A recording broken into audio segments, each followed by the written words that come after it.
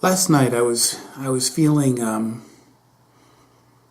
of withdrawn, sullen, even a little depressed. And I feel these feelings fairly often. And it's really a gift to have these feelings.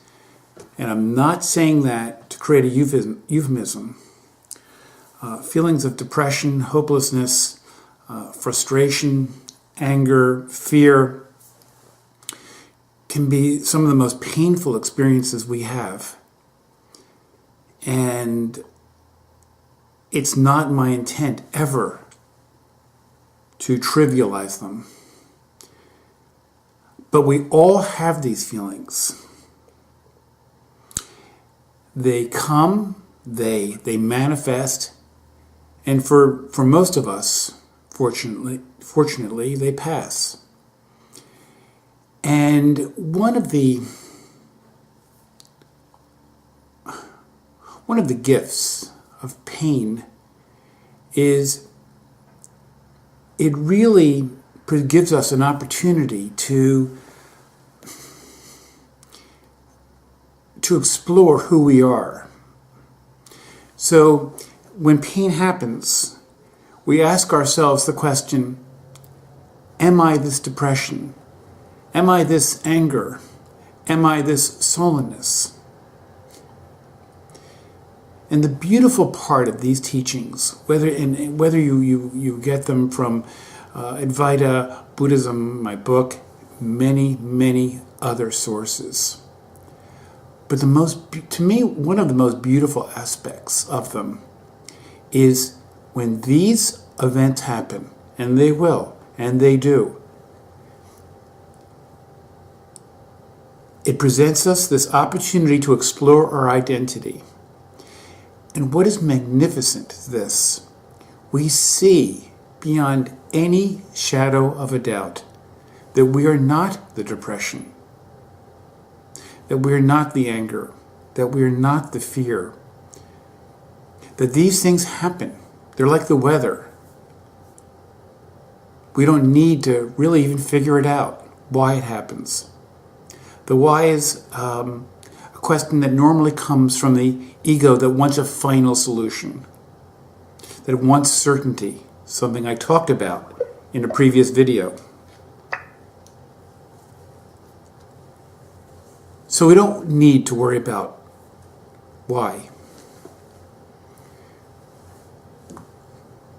What we need to see is simply the feelings, and that there's a very subtle, almost a vaporous feeling that is beneath all of these things. And that's our true unborn self, right there. And fewer things bring it out more clearly than the friction that's caused by pain. And it's like you are this essential self is like an audience to the infinite array of objects that pass before it. And some things are very small. Even looking out the window, and I'm looking at a absolutely beautiful winter landscape, and you can see it out there a little bit. That's what I'm looking at. It's really beautiful. And we see that we are that upon which all of this is. So when we ask why, or we look for solutions, or the next question, well, how do I do this? There is no doing. It's the gift, if I can use religious terminology, of the Creator. And everything has this gift, for everything is this. This is the infinity of existence. And as long as we're not seeking certainty, not seeking a solution, not blaming ourselves or even blaming others, this is simply stuff that happens.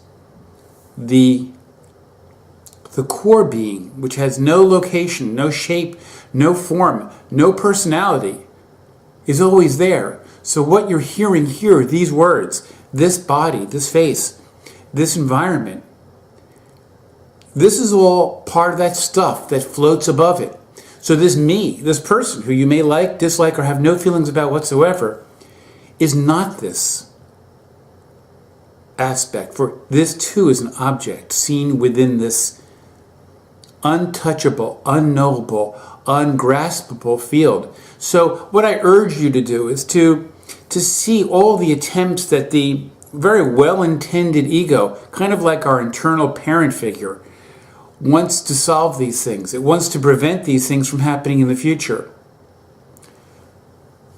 If there is a direct way of preventing these things, and you know something, there probably isn't, but if there is one, it is to more and more get a sense of this ungraspable field that allows everything to be just as it is and doesn't want anything more, it doesn't want anything less. It doesn't have any feeling or need to be profound. It doesn't feel even any need for this personality to reject or to love.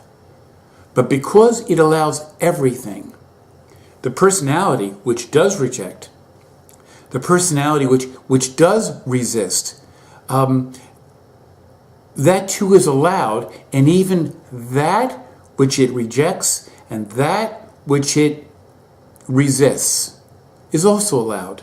And so when these sages of the past and of the present talk about love, they're talking about this absolutely unfettered, unrestricted, unlimited ability to hold all these things together or separate in any form that they manifest.